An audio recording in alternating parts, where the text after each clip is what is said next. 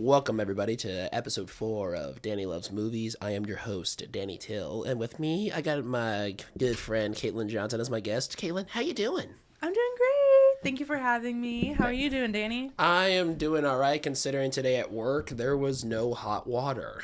Bro, you work at a grocery store. Mm-hmm. You don't sell hot water there, so that can't be that big of a deal. Well, so, the water heater, I guess, malfunctioned overnight, so, most of the departments were not functioning today because they need hot water and shit like that. Damn. So it was just most people just worked 6-hour shifts and just went home.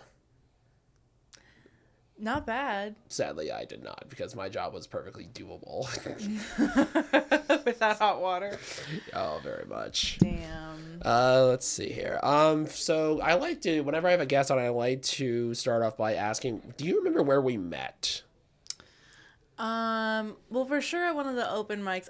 I feel like I met most people at Streets. I think Streets too, because I remember I think Streets. I feel like Streets is or Henry's is the go-to place where everybody just meets casually in a conversation that ends up in that giant group huddle. Yeah. In that little area that's right outside the door, and we're all just sitting there. That's usually where we go. 100%, yes, because that's where you can smoke weed, cigarettes, and other non-recreational drugs. Right. Yes.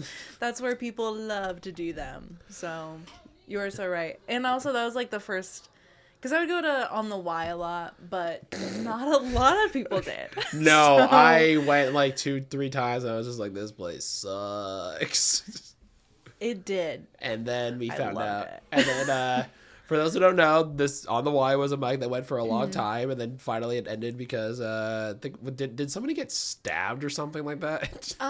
In a sense, the bartender sexually assaulted one of his employees. Wonderful. So she did get stabbed. With a dick. Exactly. Yes, but thoughts and prayers to her family. But it was also it was I don't know. I don't want to get political. Yeah. But it was like a big context. For sure. The biggest N-word in this story is nuance. Right. Nuance is key. Nuance is key. That's just something that is something that definitely should be on a mug or a bumper sticker or one of those mouse pads you have in a computer or something. Yes. No, I would absolutely love a t-shirt that says the N-word is nuance. As a white passing woman. Shit. Yeah. So I think we met at Streets, and then what made you want to get into start doing comedy? Because when did you start?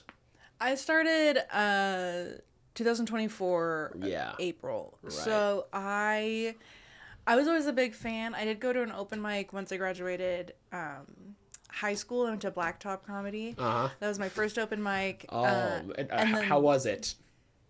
It was not bad from my memory. Yeah, because when was this? Because Blacktop, a bunch of us used to go there all the time. Yes, and there's some people that I recognize and some people that I wonder, because I used to go there just to watch all the time. I Sure. would go to open mics to watch quite a bit when I was in high school. But I'm pretty sure I probably saw I always confuse him with Dakota Fry. Parker Newman? Yes. And for a long time, I watched Parker Newman at open mics when I was in high school, and then I saw Dakota Fry within the last couple years, and I was like, "Oh, Parker is doing a character. That's fun. He's doing drag, but just extensively Jewish hip hop. That's really cool." So this was August 2019. Oh, okay.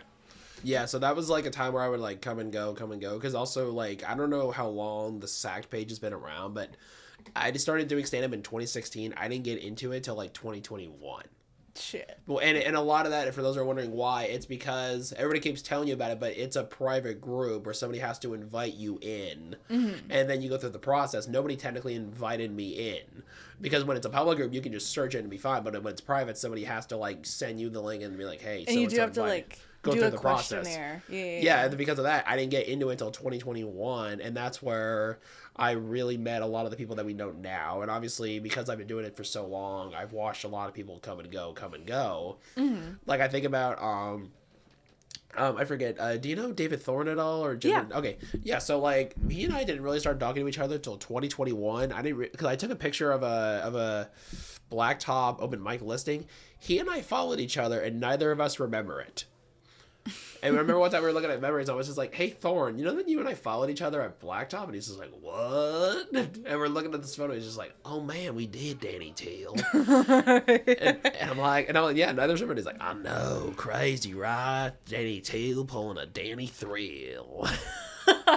Danny Thrill is crazy. Yeah, and then I'm trying to think because I met a lot of people there, and then I kind of took like a little gap, and that's where and then 2021 is where I really got into it. So like, what made you want to like start doing it? I've been such a nerd about comedy for so long. Like I said, I used to go to open mics. I wanted to do improv, but I just never got around to it. That's like one of my goals this year. But the thing that like really pushed me, because I knew it was something that I always wanted to do. The thing that really pushed me, there's a bummer answer, and then there's another answer that's just not nice. Yeah. But, so you feel free to say either one. And I'll say both. Go ahead. The first one, the bummer. I thought I had cancer. I had like a bump in my arm, and I was like getting like MRIs and stuff, and I was like, shit, I'm gonna smoke a cigarette, and then I'm gonna go to open mics and pursue the thing that I've been wanting to do, because time's not getting any fruitful. Yeah. So that's why. And then the other answer, I was living with someone, and I wanted an activity to not be at home at night. Right. So this is the perfect thing for me to do. Yeah, because it's one of those things where you can start at like 6:30 at night and be over at like 1:30, 2 o'clock in the morning. And it's like, it's not the perfect excuse, but it is, I got out of the house. Sure. Which is really nice. What's the latest you've ever done a set? Like do you remember like the latest time you ever went on? Because I think for me it was like 1:15, 1:20 in the morning. Oh, I'm sure. I mean, like for like an actual show, or just for a like mic show, whatever it is. It probably at Vince's. I want to say I probably got on it like just before midnight, maybe. Yeah. And then somehow still hanging out for an extra hour after that, which is so like wild. But yeah, because that usually happens at places where you just want to just hang with everybody outside. Because because the one thing I feel like, if somebody asks me, like, as somebody that's been in it for so long, they're like, "What do you like about it?" I'm like, I don't really like doing stand-up that much. I just like shooting the shit and just hanging with you guys like outside, or just sitting around afterwards. Yeah. Because a lot of it also stems from, so when I was a kid, I was a very lonely kid. I didn't have like a ton of friends. Like when you were a kid, you have to invite every kid in your class to your birthday party. Yeah. I was the kid your parents made you invite. I see. So, and again, I had a couple friends here or there, but like, and then I moved from San Bruno to Amador County, which is a real flip. So you go from the city to rural Amador County, which is 11 towns and a county comprised of 35,000 people. Shit.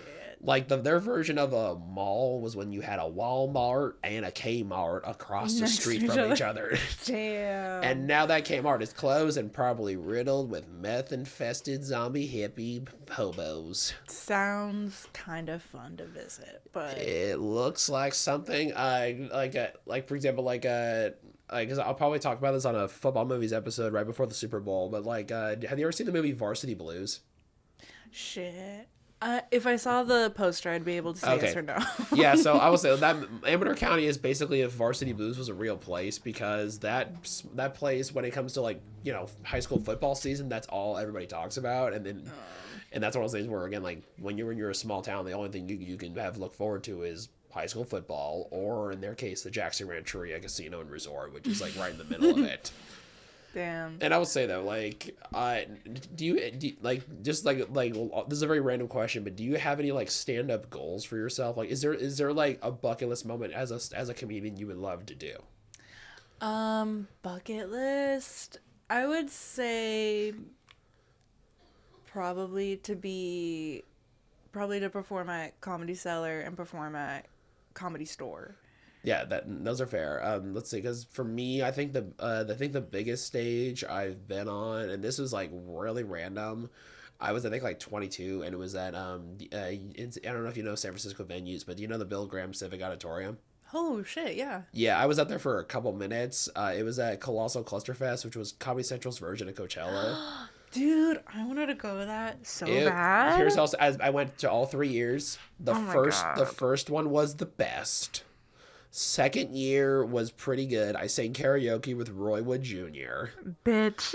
And then a couple months later, I went to a show at Punchline, and I go to meet him afterwards, and he's like, "Holy shit, it's you!" And then we just like have this moment where it's like, "How you doing?" Wait, to Roy Wood Jr.? Yeah. I went to a show. I went and saw a show of Roy Wood Jr.'s at the Punchline, and then he has like the meet and greet afterwards, or in the line. And then for a second there, like I'm walking up to him, and then he clicks, and he's like, "Oh my god, it's you!" That's so crazy. Well, That's really cool. Well, also it's like how often does he? I highly doubt he goes to karaoke and sings "Soul Man" from the Blues Brothers in front of like hundreds of people at a bar. He's like, that's my nightly routine. I do that every night. Oh, and then I remember like that also that year, Bridget Everett was singing outside, and her shirt or her dress just flapped up, and one of her tits would just hang out of the side for like 5.5 minutes. And also because this is at a festival, and you know how they have those giant jumbotron screens, it was plastered like roughly 35 feet tall. Holy shit! You don't think that was a bit? I don't know, because it was also 3:00 in the afternoon on a Saturday. That sounds like in San Francisco. A tidbit. Ooh, that's really good. A tidbit. And then the last year of 2019 was not great because it was just so overly crowded. Oh, I wanted to go that so bad. The Lonely Island performed at one of them. Yeah, so that was 2018. I went on Saturday just because there was a lot more to do on the Saturday, because on the Friday it starts in the mid to late afternoon and then ends at night, whereas on the Saturday or Sunday it opened at like 10:00. So there was just more shit to do. Right. Oh, and also the first year I got to meet Trevor Moore. Oh, nice. He was so cool. I had this great photo of him, and I remember just because the first thing I said to him was, "Oh my god, dude, I've seen Miss March like 6 times." And he's like, "That's more times than I've fucking seen it." And again, he could not have been cooler about it. Dude, Trevor Moore's awesome. And then Chris Gethard was super cool. I met him. That was one of the first comics I ever met. And then he, Jason Mantzoukas is? Yes. I met him too, like the next day. He and Gethard were talking to each other outside of an elevator, and then Gethard was like, "Holy shit, how you doing, man?" Wow. Well, just because I met him the day before, so he just kind of remembered me a little bit. That is so cool. And then because he had just done the Wayne's World table read with Broad City, and Tia Carrere was there. Bitch, that sounds so fucking cool. No, the coolest part was watching Tia Carrere sing Ballroom Blitz. Holy shit. And also the funnier part was Ron Funches played Lara Flynn Boyle's role of Wayne's ex-girlfriend. Ah! So imagine just... Dude, I love Wayne's World. Wayne's World is like one of my favorite movies. All right, Wayne's World or Wayne's World 2? Wayne's World. I love Wayne's World 2. 2 is really good. It's pretty solid for a sequel, but I remember the first time I watched it, I was like, I was also probably like younger than middle school. Right. Like, I probably was like, I think it was like, the original Wayne. I think it was like 9 or 10. I think I saw Wayne's World 2 first, and then I saw the first one afterwards. That explains why you have the feelings you have. I think also it's just because Aerosmith's in it, and my mom was obsessed with Aerosmith. Same. And both my parents really like Aerosmith. Yeah. And then and you've talked about your parents a lot. Like, was it one of those things where like as a kid you like shared this comedy enthusiasm with your parents? Like, did you go to shows? Did you guys listen to comedy albums or anything like that? It was more so that I kind of not push my family, but I got my mom to take me to like open mics just to watch in high school, and I remember she was like, this is a lot to sit through. And I think my dad's more open to it. Yeah. But he he enjoys comedy. Like I said, they both loved Wayne's Worlds. They like love comedy movies, but as far as stand up goes, my mom's like pretty not touchy on it, but just like picky about it. Yeah. So like so for me, my mom's seen stand up with me a handful of times. Like she enjoyed Bill Burr. She enjoyed Adam Sandler. Mm-hmm. She hated Tracy Morgan. Wow. Well, because Tracy Morgan was talking about just, going on rants about sticking his tongue in his girlfriend's ass and shit like that. I'm like, right. Yeah, so it's just classic Tracy. And then some guy was just leaving saying, I hope you get to help Tracy. And then he just goes, yeah, well, guess what? You can go suck my fucking dick. And the entire audience just going, yes. Yeah. And of course, like, again, it's awkward to watch that, like, when your mom's, like, right here. And then we did go see Spade. I think out of all the comics I've seen multiple times, Spade is the most consistent. Really? Nice. So if we're talking like Happy Madison comics, I think if we're just talking about everybody in that group, I think Rock is the best stand-up comedian altogether. Hands down, yeah. Adam number 2, just because he does really good jokes, but also his songs are really good. Yes, agree. And then number 3 is Spade, just because I don't know if you watch interviews with him, he is so fucking quick. He is quick. Yeah, he's really quick. And when I was a kid, I would watch like Dickie Roberts a lot, and I would just think like if I ever got to that, I want to be like that quick and that fast. So that was my thing for me. And when you first started doing stand up, like, was it a struggle to come back every night? Because obviously when you start, you're gonna bomb. Mm-hmm.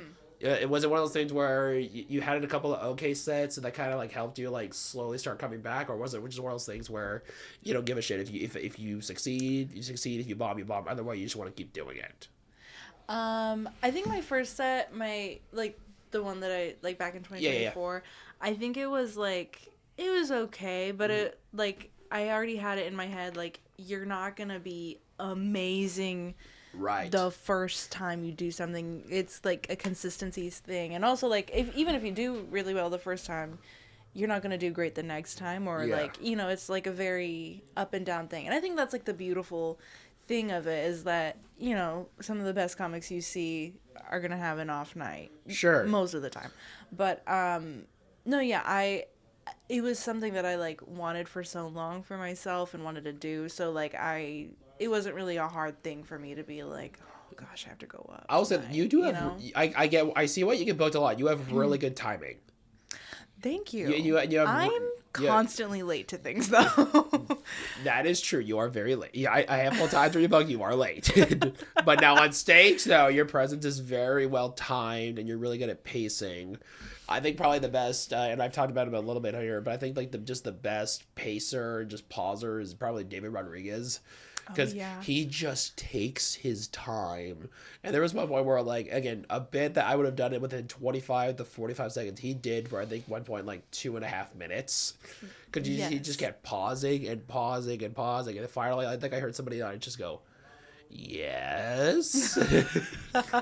and then he just, boom. And then he gets his punchline, and that's how he does it. Yes. As long as you have a punchline that's worth the wait. Yeah. Because there's some jokes that I'm like, I just want to not get out of the way. Sure. Yeah. Yeah. So then, like, and I'm curious, like, for you, what is your joke writing process? Like, is it one of those things where do you have like an actual longhand joke book you write in, or is it one of those things where, like, even like if you're walking around and you just think of an idea, do you immediately grab your phone and just write the idea, not the full joke, but just a bit where like an idea? Yeah.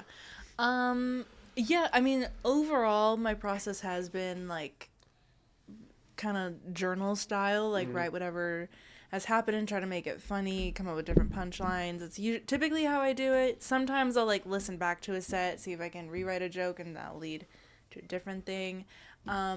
Lately, if I will have, like, small bits in my phone, but typically it's usually, like, if I took an edible and I'm about to go to sleep and I'm just like, I literally can't shut my brain off. Right. Something funny will come up and then I'll write it down and then be like, okay, it's like 3 a.m. in the morning. The problem with me though is like for me, like 90% of what I think of is funny to me and none of it's funny to anybody else. That is a reality to face. That and like, yeah, I mean that happens to everyone. I feel like. But there's, I don't know, I feel like there's workaways around it. Sure. Because I have some jokes that bomb and that, like, to me, they're so, like, it's the perfect joke. There's actually only one joke that I'm thinking of, but every time I do it, it bombs. Okay, I have to remember how it goes now, but it's basically, like, darker colored alcohol causes more severe hangovers. And darker colored penises are severely hung over.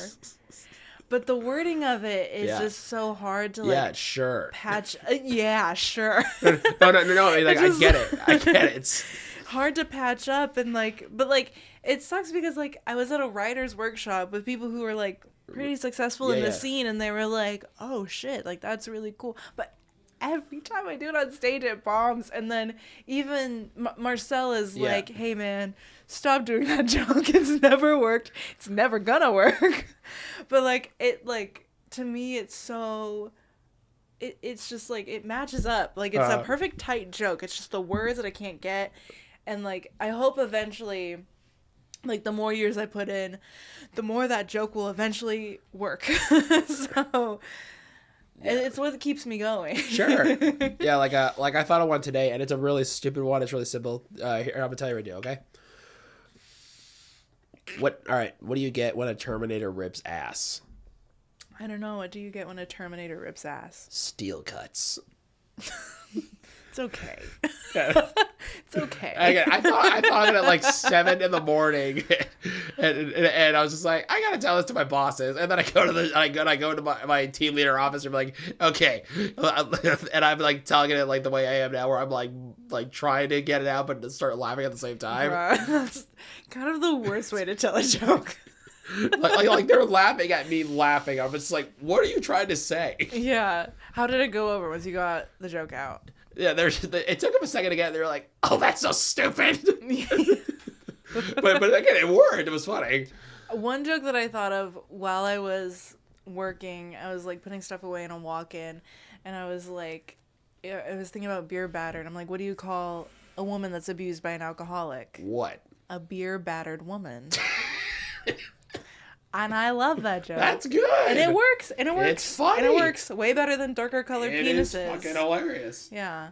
I'm never going to give up on darker colored penises. Oh. I'm going to go on a podcast and say that. Oh, I got one. Mm-hmm. Why did Tina keep rolling down that river? Why? Because I kept throwing punches. Okay.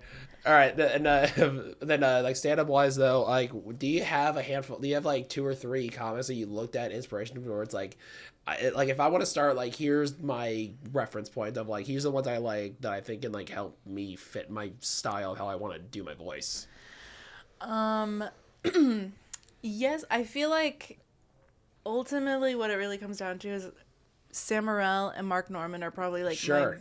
The biggest ones that really push yeah, big inspirations for sure, but I mean, not to put them in the same house as Louis C.K. or George Carlin, but I feel in terms of me doing my one-liners or more punchier jokes, I feel they're very similar 1000% to them.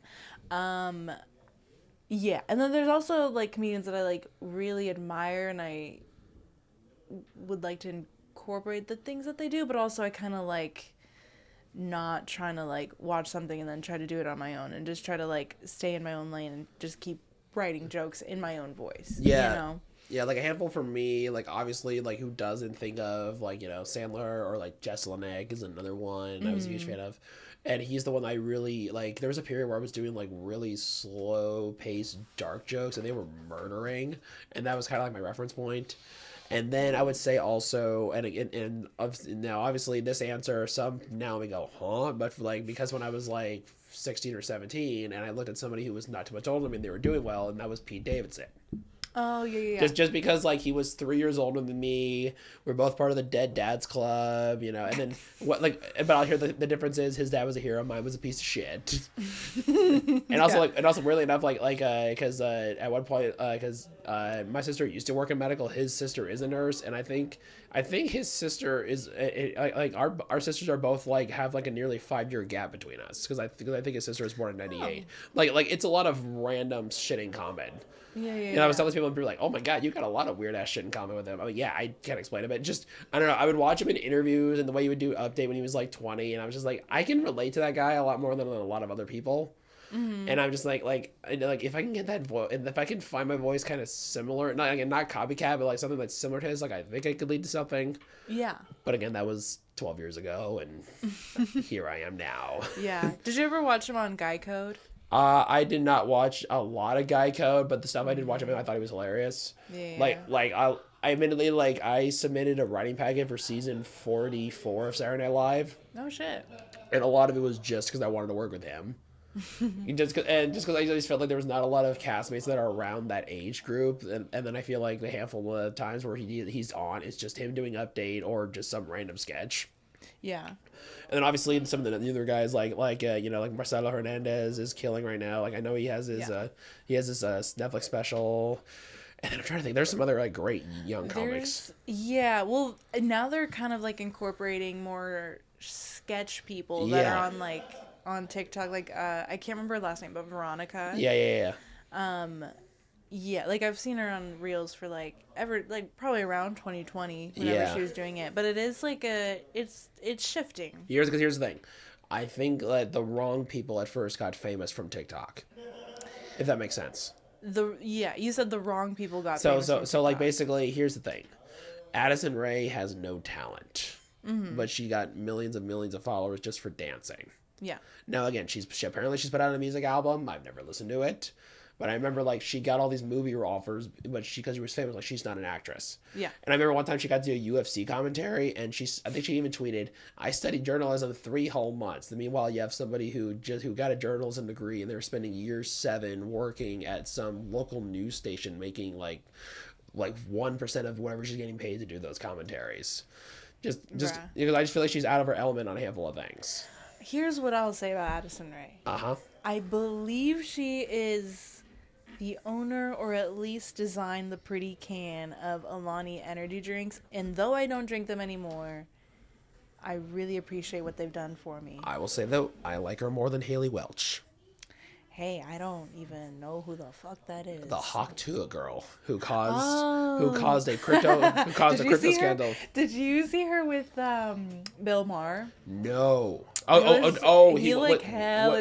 she on his podcast? Yeah. Oh, that's got to be so uncomfortable. It was so uncomfortable because he was like hella just trying to. Oh, and also like he's like what 60 something, and she's like I don't know she was barely 21. Yeah. Oh wow. Okay. Yeah. It was hella weird because he was trying to get at her, and it was like, oh my god, you should be taking her to Denny's first. Denny's. I was trying to think of like a granddaughter. Well, also like knowing what little Haley Welch knowing what little I know about her, I don't know if she would even go to Denny's. She'd be like, you know what, Denny's is too fancy for me. Give me one of those places called Johnny Pop Shop, where a good chance you got a little bug on the side of your plate. Take me to John's Incredible Pizza. How are we doing on time, Flip? 27. You're good. All right, cool. So now that we got our little introductory section out of the way where we get to know you a little bit more and just like get a little back and forth going, we're going to our subject of the episode, which is high school films, as evidenced by this shirt I'm wearing. Because as somebody that, like, weirdly enough, like, one of the movies on my list, it actually expected me to think that was what high school was going to be. So like you have all these different coming of age movies for different ages, but I feel like they make way more high school films than they do middle school or elementary school. Totally. Like, what do you think that is? Because I feel like I think it's because high school has like this mystique about it. 100%. I feel like because high school is, you're not quite an adult, but you're almost about to be. So there's a lot more room for different things. And like, I don't know if I want to say this, but I do think it's true that you can get away with being doing more like naughty things as an innocent person, like doing more sexual, doing more drugs, doing more drinking, and it's like bad, but you're still a kid, so balancing that innocence. Because in college, you're essentially that same age, but now you're not around your parents, so it's just a different dynamic. Yeah, I think that's why. Yeah, because like I don't know where if you like in your childhood you had this like you had this moment where you feel like mentally you are stuck. Mm-hmm. For me, that was like when I turned 14, and I feel like I haven't gotten out of it since. Now, like, because don't get me wrong, middle school had what, like 8th grade was like the most traumatic year of my life for sure. Just because a lot of like just bad shit happened to me, and then I would say I guess maybe sophomore year, because obviously, I officially owned worst February ever. By the way, so it's sophomore year of Valentine's Day. I tell a girl how I feel. She texts me back on my little Nokia phone that was this big, and she texts back, "Oh, I'm sorry, I don't like you that way." And then 2 weeks later, my dad's dead. She killed your dad. What can I say? Blondes are deadly. Yeah, I mean, listen, I am sorry about your father's passing. I'm not. However, okay, then I'm not either. Okay. But I will say, at least she was upfront and honest with you. But obviously, you're like, what, 13, 14? Let's see, this is sophomore year of high school, so I'm like 16. Okay, you're 16. Yeah. So I understand still being like upset that she did that. Yeah. But you know, like long term speaking, at least she was upfront and honest with you and had respect and wasn't like, you know, stringing you along in any sort of way. She kind of did that a little bit when we were adult, like later on in time. But again, it is what it is. Well, but like for you though, we were talking about a little bit before we started recording, but like, not even could you compare and contrast who you are as a person going into ninth grade versus like that final week before you graduate? Like, could you see were you able to compare and contrast the differences from the people that you are from those 4-year gaps? Yeah. 100%. I was just thinking about this because we were talking about the episode. So I was watching Perks of Being a Wallflower. I read that book, and then I've always meant to like watch the movie because I watched it before, but read the book and then meant to watch it right after, and then I never did until like this last weekend or whatever. But yeah, I was thinking about who I was like when I was a freshman. I was just like so painfully quiet, and I just didn't have like a good group of friends that I could feel like I could like really like be goofy and silly with. Like I felt like I always had to hold back. Did you have anxiety as a kid, or social anxiety at least? I remember asking my mom, being like, do I have social anxiety? I feel like I don't have an easy time talking to people, and like I just don't feel like I'm like other people. And she was like, no, anxiety is when like you throw up and like you go to the hospital and you need an inhaler, and like just saying like that's you like need the to most be medical. version. Exactly. Yeah. And so I feel like to some extent I did. Yeah. But also like, obviously I wasn't as bad as throwing up and shit, but for sure, because there was sometimes where I was like, I would just not talk to people at all.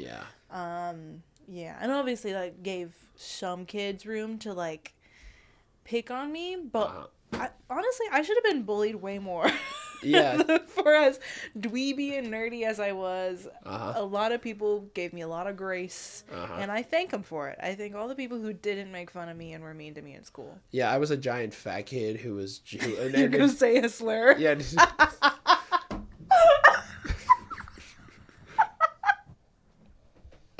I didn't even hear what the hell she just said. I thought you were about to say a slur. And I was like, yeah, I was such a I'm such a big fat. I was like, Danny.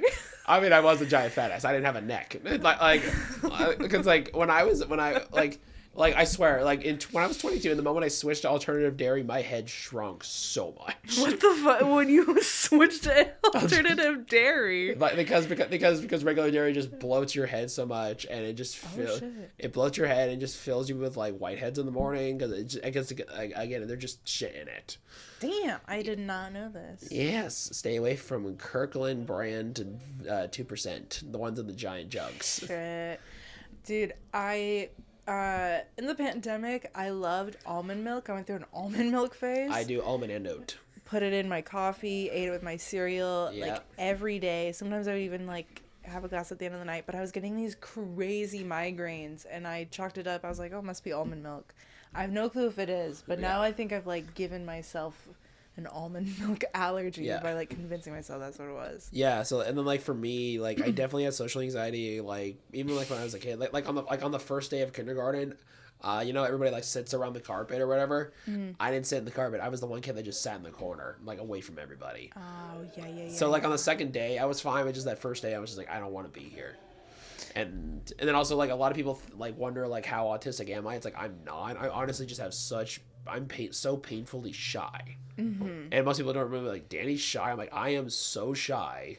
Like half the time I want to just curl up into a ball and die. Like that's how shy I am like out in the world. That is exactly how I was too. Yeah. I was so much like that. And I remember, like, because you were talking about, like, people that were, like, mean to you. And I remember, like, because I went to my reunion in September, and this classmate of mine who I hadn't seen in, 14 years. Because, sometimes, like, some people look the same, but then there's other who just, like, you don't know who the fuck these people are. Mm-hmm. Like, this kid, went to middle school with him, and he's like, hey, Danny, and I'm looking, and we're talking, and I'm just like, we're like, hey, how you doing? And then in the back of my mind, I'm like, who the fuck is this dude? and then finally I was like, oh, shit, I remember you. And I remember we went to a bar, like, a couple hours after the, like, main event was like wrapping up, and he's like, hey man, I'm sorry I was such a dick to you. I'm like, you weren't a dick to me, so and so was. And then everyone's just like, what? And I'm like, oh yeah, he was the biggest dick of them all. And again, like, we're fine now, just because, like, sure, everybody's a dick when they're 14, 15, yes, 16. Like I was an asshole, like, on so many levels. And there are people who I wish I could apologize to, but they just dropped off the face of the earth, so I can't reach out to them. Yeah. And that's just the way it is. But, like, everybody's a dick. Like, and again, I'm sure you've probably said some things when you were, like, 13, 14, 15 that still eat you alive, like, set amount of years later. And you probably don't think of them every once in a while.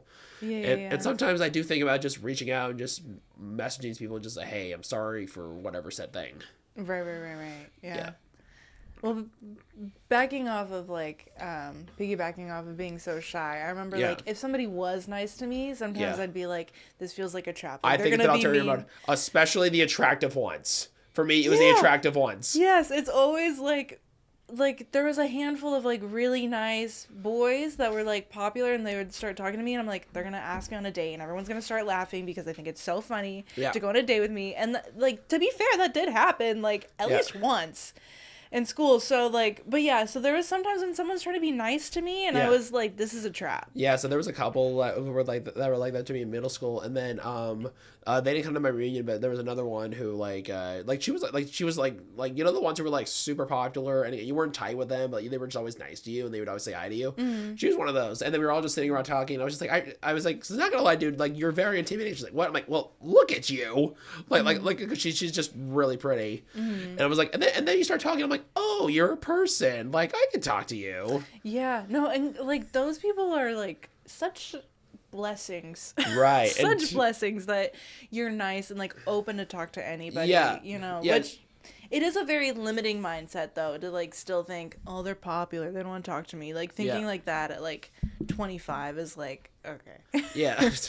So, in regards to, like, our list, so, like, but for those who wonder how this is work, we'll name our all-time favorite, and then we'll name, like, a bunch of other ones that we just really, really enjoy. Mm-hmm. So, like, do you have your all-time favorite ready to go? Like, what's, like, that's at one? Or the one that means the most to you, or whatever it is. Probably, yes. I did write them down, because that's how much they mean to me. Sure. Do you want to go first? Sure. I will say I think Lady Bird is probably one of my, at least in my top 3. Uh-huh. I love Lady Bird so much. Have you seen the mural that's, like, 3 or 4 blocks away? Mm-hmm. Yeah. Yeah, that was super cool. It was awesome. Yeah. And, like, I love Greta Gerwig. That's not even, like, my favorite Greta Gerwig film. No. But it is, like, very formative. I remember watching it with my best friend, and she was going to go away to college in Boston, and, like, we went to elementary school together, best friends. And so it was like, yeah, it's just a very emotional, like every time I cry now. Makes me wish I went away to Boston with her. College. Yeah. Well, yeah. No, just go to college somewhere else. Sure. Yeah, but that's, like, an emotional one. 21 Jump Street was also one of my favorite movies. As somebody that watched the show, I was so surprised at how good that movie was. Right. And also, the sequel might be better. I just recently watched the sequel. And I forget, have we talked about the third one that'll never get made? No, well, I want to get my hands on the script, and the only reason why it will never get made because one of the main producers won't get off his producing fee, which, for those who don't know, producing fees can cost more than a budget. It's basically a crossover with Jump Street and Men in Black. Fuck. And I've heard it's one of the funniest scripts ever written, and I want to get my hands on it. It's so goddamn bad. Dude, it's Christopher Lloyd and Phil Lord, right? Yeah, Phil Lord and Christopher Miller. Yeah. Love their movies. The Lego movie is so awesome. It's not a high school movie, but I fucking love the Lego movie rules. And let's see, and then what are some other ones of yours? Other high school movies? Yeah, like what are the other ones on your list? Another one that I really loved was To-Do List. That one is super funny. It's hella funny. It's pretty raunchy. I feel like most don't know about it. That came out, I think, in 2013, and it was shot in 20 days, made for like $1 million. Crazy cast. Yes, dude. Crazy cast. And I know that movie was made in 20 days, so I imagine it was a lot of favors because it was directed by Bill Hader's ex-wife. That's right. Yeah. Oh my god, I forgot I forgot that was his wife. Yeah. Because I used to watch her movies too, like knowing. Yeah.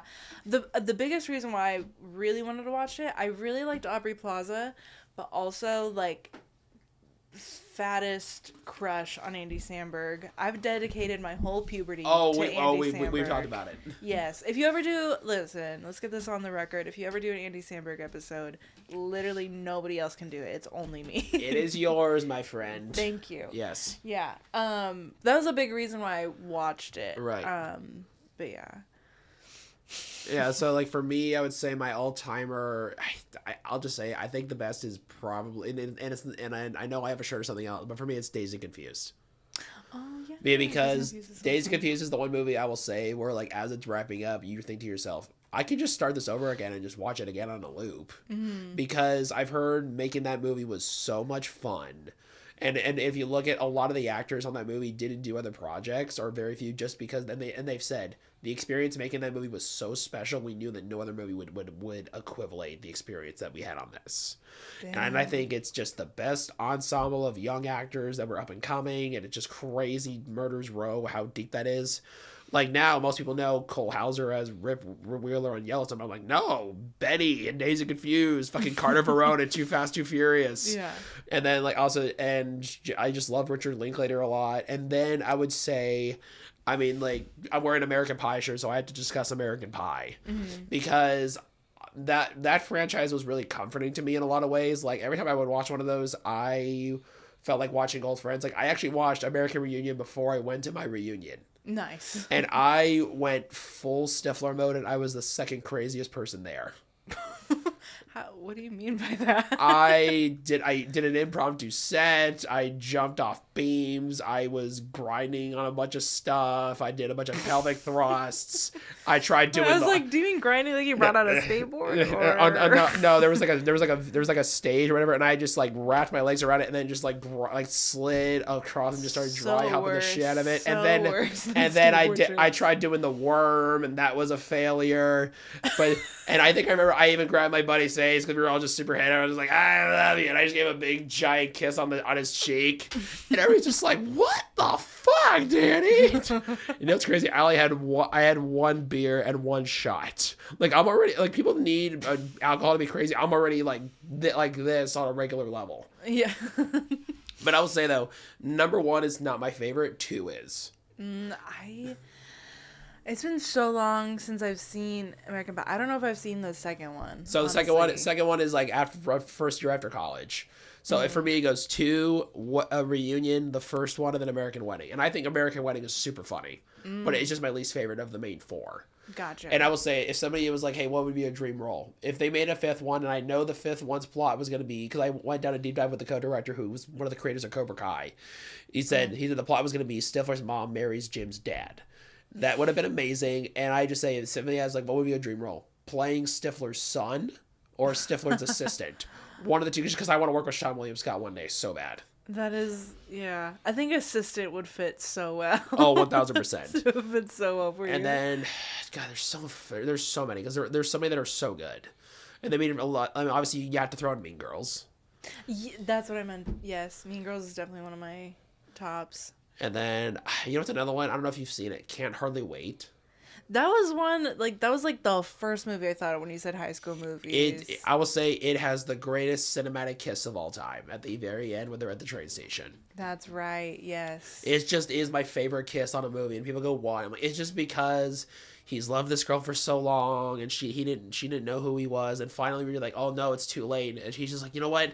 I'll take another train. I don't care. I want to spend this moment with you. And then you find out, oh hey, eventually he got on a train and she wrote him a letter every day he was gone. I'm like, that's sweet. Mm-hmm. And then have you seen Not Another Teen Movie, the spoof movie that parodies pretty much every high school movie on the planet? I think so. Yeah, so like if you've seen that, you'll know every high school. Like I didn't know the Jawbreaker reference until I finally saw Jawbreaker.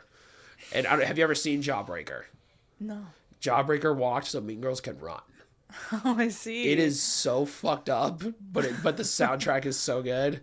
And then another one you got to throw in there is probably, I mean, you have to throw in The Breakfast Club. Yeah. Any John Hughes. John like Hughes. Ferris Bueller. Ferris Bueller is one of my all-time favorite Pink. movies. Pretty in Pink is my least favorite, but I get why people love it. Yeah. Just because Ducky's a little twerp. Oh, yeah.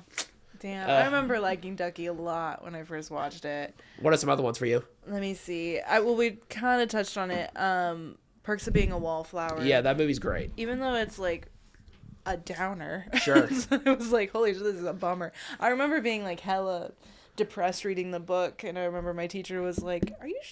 I was like, "I think that's affecting you that too much." Right.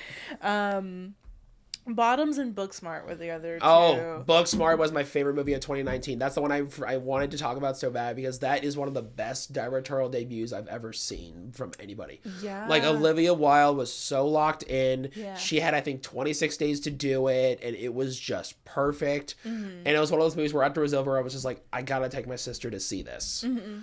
And she kind of liked it, but I just think because my sister doesn't love. My sister just scrolls TikTok all day. She doesn't like movies. Gotcha. But like that's one where I'm like, if you're of the right mindset when you watch, I'm like, you'll feel like this is one of the greatest movies you'll ever watch. Yes. Like because as somebody who like wanted to be an actor when he was a kid, I always dreamed about being in a high school movie just because I could relive or just remake like my version of what my high school was. Mm-hmm. But now I want to try to make one.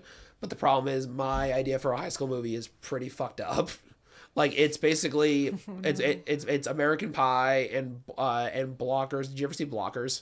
Yeah. Blockers is wonderful. Yeah. Meets this little independent movie with Adam Scott called The Overnight. Mm-hmm. Have you seen The Overnight? No. It's with Jason Schwartzman and Taylor Schilling from Orange Is the New Black. I will let you Google it, and then you'll realize what the plot is. Flip, what are some of your favorite high school movies? Like, what were the movies you watched when you were a kid that you thought were gonna like shape your high school experience? For me particularly, I think I watched a lot of football movies. So Sure. like Friday Night Lights. For sure. Remember the Titans. Remember the Titans? Camp Rock. Oh, I can't. They just finished shooting that third one.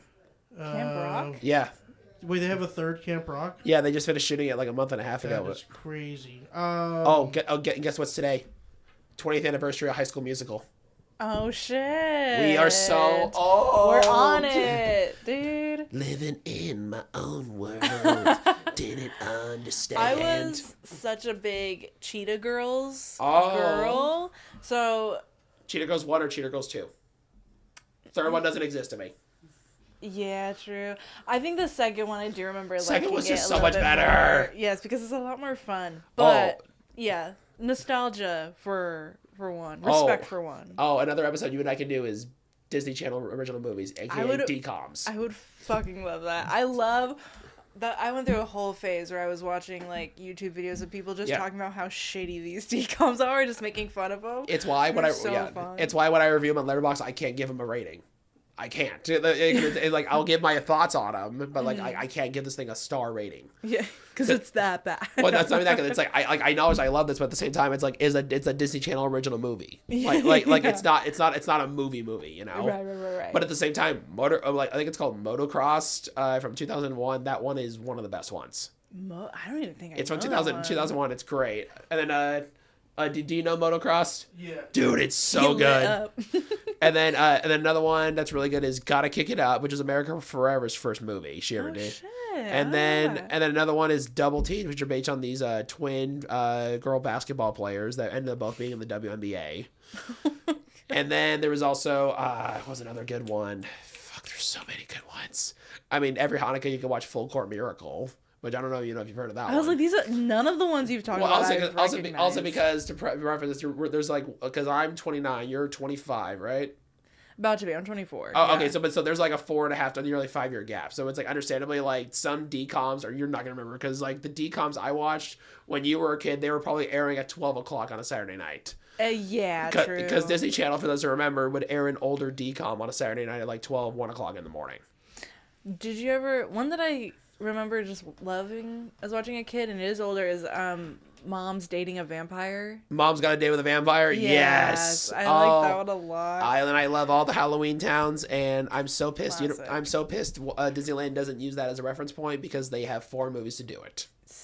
Honestly, yeah. Even though it's a decom, like the world is good. Love them. Yeah. The world is good, and the world is good. And I will say that's God is good. Hallelujah. But another good one is Read It. And do you remember Read It and Weep? Oh my God, yes! I would say that so long, but yes, I remember loving that I one. forget the name of that song that's in the movie, but it's such a good song. Jordan, it's by Jordan something. I forget. Oh, Sparks? No, not Jordan Sparks.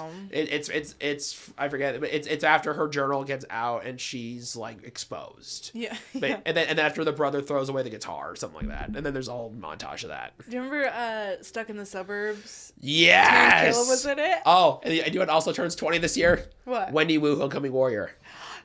That's 20 years? Yes. Fuck. How do you think I feel, man? Fuck. I watched these the moment they premiered. How do you think I feel? I did too. Oh you were like... I ate a kid's cuisine when Wendy Wu premiered. Oh my God. And there's another one was... Flip is beaming right now. And one I watched that's really terrible is Phantom of the Megaplex.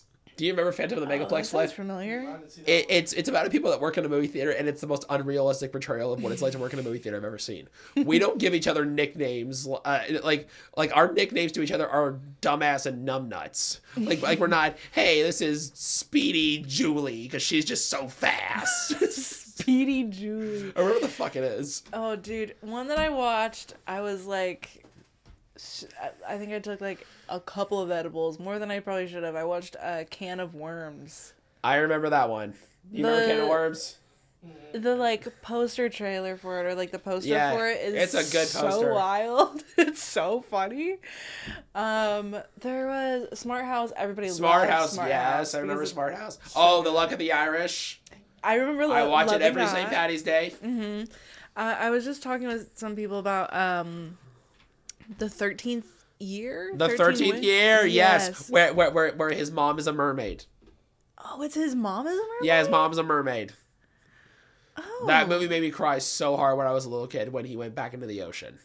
Damn, you're right. Okay, I was thinking it was a different... No, yeah. I'm combining the 13th and also year with Luck of the Irish. Oh, yeah, and also Johnny Tsunami and Johnny Kabahala back on board. Those two are great. Yeah, see, I don't even know those. Flip, please tell me you know Johnny Tsunami or Johnny Kabahala back on board. God damn it! The fuck did you just say to him? I'm not that Filipino. I was just gonna say, I was like, I would chill out, Danny. Oh my God, no, because this kid was a surfer, and then he moved to Colorado and he became a snowboarder, and then the second one he goes back to Hawaii, and then he does surfing, and then he also does four-wheeler shit. Brendan Baker is the kid's name. He was also on Even Stevens, and obviously you gotta throw in the Even Stevens movie in there. Oh my God. And then who else is in it? Oh, the late great Lee Thompson Young, who is known as for my generation Jet Jackson on Disney Channel. He was in that. And then for our mom, did your mom watch Rizzoli Isles? Brazilian Isles. No, Rizzoli Isles. Sorry, no. Okay. My mom probably doesn't know about I Brazil. don't know. Also, did your mom watch cop shows or no? No. Oh, okay. I think every mom watches cop shows. That's my automatic assumption, but because mine does. Oh, my dad will watch like investigations stuff, okay. and it's always about like young women getting kidnapped, and I'm like, don't you think that's a little? Hey, the best one is Snapped. Yeah, Snapped. Because my favorite is I know we're out of time, so I'm gonna wrap this up really quick. So Bill Hader is on Conan. He talks about how much he loves Snapped, and there's an episode where you hear the call, and it goes, "Well, my wife she took a shot at me.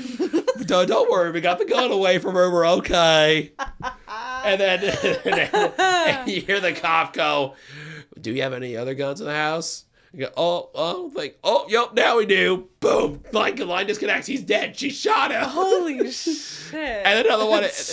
And then when he's all, hey, we went to a club called Knackers, because the Chicago people are just like overly like, ugh. Yeah. And then one true crime show I recommend. It's made by Michael Bay, Born Evil.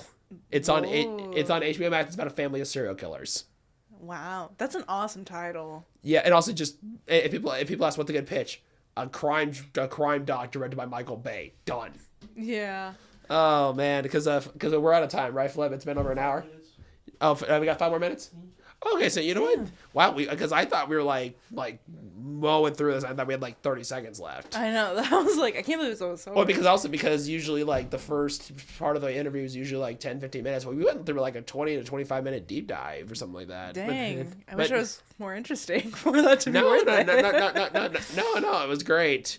Something I would like to ask is, so. Because you've been in it now for roughly a year and a half or so, if I'm doing my math right, like, what are the things you've learned along the way that help you keep going, and what are some things that you want to just work on just to help yourself just get a little bit better? Like what are some lessons you've learned along the way as being a comedian in the 916 area? Lessons. I would say a little bit. I don't even know if this is really. I don't know. I would say like just focusing on your own, not success, but focusing on your own path and not comparing yourself to others. That's because maybe just because I've been in it. Like on April 1st is my 10-year anniversary. Mm-hmm. And I just compare myself to everybody, like, because there are some people who within like a couple of years they're on the road, but then again it's like. We're in Sacramento, like we're not in New York, we're not in Los Angeles, like where we have those jumping off points. Exactly. And again, I don't mean to shit on this place, but again, it's like only a handful of us are making a living doing this, and we don't have to like do any side work. Yeah. And then, what are some ultimate goals for yourself? Like, because obviously you started as a stand-up. Did you? I know you want to do improv. Like as somebody that did improv when I was 20, like is there any career like goals you want? Like, do you see yourself wanting to be in movies? Do you see yourself wanting to host or something like that? Like, what would you want to do? I was kind of thinking about this the other day. I love writing, but I also love being on stage too. Sure. I think if there was a way that I could do stand up and then also somehow like write a TV show or write a sketch show, I think that would be like the ultimate thing. And I used to write scripts a lot. I used to write a lot of like screenplays both in high school and in college. Yeah, I'm writing a movie right now where it, like, again, if it does get made, it had to be, it's basically 48 Hours meets Swordfish. I don't know if you've seen those movies at all. 48 Hours, I was thinking of the crime show. Yeah, the 48 Hours with Eddie Murphy. Oh, I don't think I've seen Okay, do you know what Swordfish is? No. Philip, you'll know what Swordfish is for one specific reason. Like, it's in a movie or that? Yeah, like the movie Swordfish. Oh, no. Oh, I thought for sure you would know, because every kid who rented that movie because they knew Halle Berry was topless in it. But is that the one with Billy Bob Thornton? No, it's with Hugh Jack. That's Monsters Ball. No, I'm thinking Swordfish is with Hugh Jackman and John Travolta and Don Cheadle. Oh no. That's so funny you mentioned that. Somebody literally just told me. I started watching Catwoman. Yeah. My boyfriend was like, "Oh, have you seen Swordfish?" Yeah, I know it's funny. I bought Swordfish on Blu-ray the other day at the cave. Oh, really? Yeah, and also, I realized I did not intend for you and your boyfriend to be my back-to-back guests. It was just one of those things where it just like schedule-wise. So again, like that was not a coincidence or intention like whatsoever. It was just a pure coincidence. So I'm in it for the DVDs. You could invite me anytime. Well, yeah. So and the reason why, and for those who are wondering like what do you mean by that, like my way of saying thanks for being a guest, I give everybody like 2 random ass DVDs. I don't know if they've seen or even heard of, but it's like.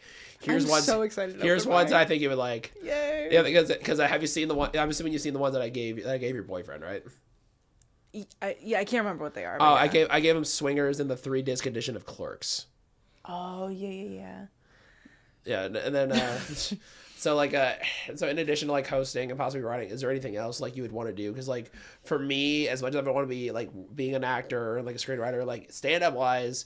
It would be the most full circle thing to do stand up at the Jackson Rancheria Casino Resort and do like a headline show over a couple nights. Oh, nice. Like that would just be the most like, not even like a big old fuck you because I thought everybody was gonna hate me at the read. Everybody was just like super happy, super supportive to see me. Mm-hmm. So it would just be a nice like full circle moment of like I left and I come back and now I'm headlining in a room for like 300 or 400 people. Because again, I've been on stage at Bill Graham. That is a lot of fucking people, and I literally said I was just like, I was in front of like 20 people last night, so you got to give me a fucking minute. So nice, like to go from like 20 to like thousands, it's a whole just seriously. And then do you have any actors you'd want to work with? Like, what are the ones you want to work with more than anybody else? Oh damn.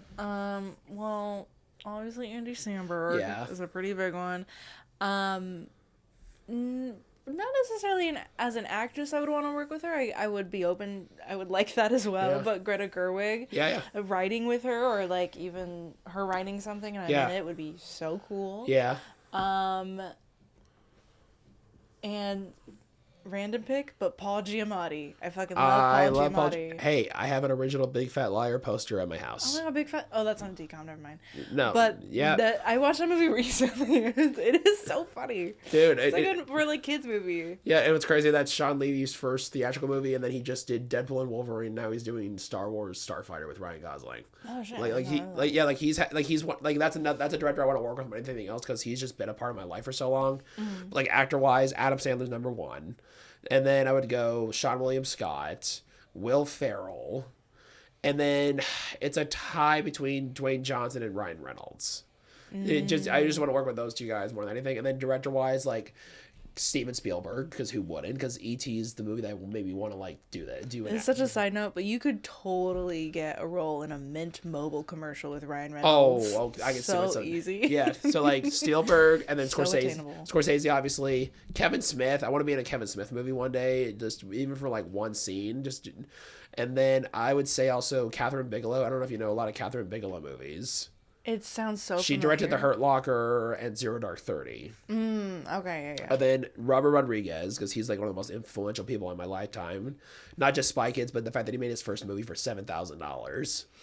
And then I would say David Ayers, because he, for those who don't know, he directed End of Watch. He wrote Training Day. He's the kind of intensity that you kind of want as an actor. Like he's a hard motherfucker because he was in and out of foster care in South Central. He went to the Navy. Like I've seen it without his shirt on. He's fully tatted. Damn. And then he started screenwriting after he left the Navy and everything. Like he co-wrote Fast and the Furious. He co-wrote SWAT, and then he wrote Training Day, and then he directed Harsh Times. He directed Street Kings. But the movies that really got him like noticed were End of Watch, Fury. And then he made Suicide Squad, but then that movie like got fucked in the editing room so bad for him. And one movie he did recently, I recommend if you haven't seen it, Beekeeper. It's with Jason Statham. It's Jason Statham's best movie in a long time. I enjoy Jason Statham a lot. Yeah, and then final director I can think of, like, who would I want to work with? Paul Thomas Anderson, obviously. Oh yeah. But then also just a big one for me is Ryan Coogler. Of course. As somebody from the Bay, it's like I want to work with that guy more than anything else, and he seems like the nicest fucking guy in the world. Yeah. And do you follow the Oscars or no? I always try. try. So the nominations are tomorrow. I think this year, I think Paul Thomas Anderson's going to get the best director. Like, I love Sinners, but at the same time, Paul Thomas Anderson, he's been in it for so long. This would be like his final, just like... Wait, okay, I'm going to sound dumb. He did... One Battle After Another. Yes, okay, yeah. Have you seen it? I haven't. I've been meaning to. It's fucking awesome. Oh, that's what I've heard. Yeah, no, it's because like he's been in the game for so long. He's made so many good. I don't love every movie he does. Don't get me wrong. I think Boogie Nights is one of the best ensembles ever put to film. Boogie Nights is awesome. Yeah. But also, I'm seeing somebody who it's like I don't love every movie he does, but I watch this movie. I'm like, this is him firing on all fucking cylinders. It just sucks that more people didn't go see it. But I will say this movie's possibly going to win Best Picture, and I see him winning Director. And the only reason why I say that is because Coogler is still really young. And this is, I think Sinners is his fifth film, I think if I know him after, I think it's his fifth. Because was Black Panther? Yeah, so he did Ferndale Station, Creed, then Black Panther 2, and then Sinners. Gotcha, yeah. And just because Paul's been in it since the 90s. And I just think... more skin in the game. Yeah, and then also, it's just because he's always been kind of snubbed, and I could just see him just getting his flowers this year. I see. As we're wrapping this up, Flip, any final thoughts for how this episode went compared to the other ones? Great interview. Really like that deep dive in the beginning, and then honestly, like fucking naming a lot of nostalgic movies, especially for high school. American Pie, dude. I haven't thought about that movie in so long. That shirt's hella fire. Yeah, dude. I you know what's funny? I was gonna buy the shirt anyway, but then like I saw that this was gonna be a part of a separate shipment. I was like, please get here by Monday. I didn't want to wear this for the episode on Tuesday. But yeah, no. I honestly I will say like my interviews are getting better, but also I think a lot of it's just like you just have a very calming presence, if that makes sense. Like I'm usually like super nervous. Like I don't know. She's just like you're just very just nice and just very sweet. I'm chill as fuck. You are very chill. Whereas, like, every time I was trying to say something on I don't know if you listened to my last episode where your boyfriend was on it. But I only saw the clips. Okay, yeah. So I tried. Every time I would try to say something, he goes on a whole other fucking rant, and then he sets me up for something where I'm just like, God damn it, you motherfucker! like I get me talking about my crush of Kirsten Dunst, and you go, yeah, and then coming of age. I'm like, God damn it! I saw that. For real though, this has been a great episode. I want to thank Flip over there. He is keeping this thing going. He is a good fella. I hope he and his family enjoy the treats I brought him and from my store. And then Kaitlin Johnson, I want to say thank you for being a guest. You have been and you've always been like super cool. And then I'm somebody who it's like, if I'm cool to you, you're, and if you're cool to me, I'm cool to you. That's the way it is. And you've just been super nice. And just seeing you slowly just go through the ranks has been very satisfying to watch. Because like, the people are cool to me, I'm more than happy to be like, yes, go. Yeah. Because by the way, the clip I released unexpectedly started a witch hunt within the comedy scene. That was never my intention. A witch hunt? What? Well, where it's like I said some comic was just a giant. It just said something really fucked up to me, and then I guess some people were like, Danny, who was that? Was it me? I'm like, no, it wasn't you. Was it me? Yeah. I'll tell you off air. That's so funny. All right, this has been Danny's Loves Movies, episode 4. I'm your host, Danny Till. Hope you guys have a good rest of your day. If you like this video, leave a comment. The handful I have, you are mean. Because the last episode with your boyfriend just got commented, what a horrible podcast. and then one of the clips I released, it just said, microphones need to be more expensive. Hey, that's a valid note. That's the same thing as being told, hey, I don't really like you that way. That's a valid note. You can't be mad at honesty. It helps you grow. For sure. Have a good night, everybody. Thank you very much. Thank you.